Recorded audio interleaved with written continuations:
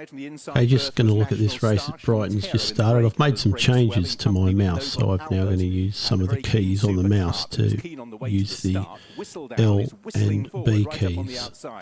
So I'm having a look at this horse buying time. He's in the green on the outside. See him pushing there with the white cap. He's really starting to push and he's not really making any ground here. So there he is. This is going to be my lay. So I just push the button on top of the mouse. Lay goes in. Then I push the scroll wheel and the back bet goes in. Now I'm looking for this to come out to orange or grey again. There we go. Lay it again. Push B again, horse isn't improving, and we've traded out. We just go and hedge that up for a little bit more. He's still in fourth or fifth. Look at this thing coming down the outside. The race meter says it's home, and it is too. That new Welland advance.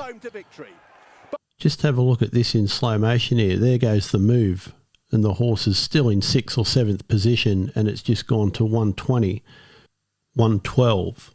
And there, now it goes 101 there, and it's still in 5th. That's how far ahead the drone operators are. So the race meter can give you a really clear indication of what's happening in the market. It's another superb feature of BetJet Pro.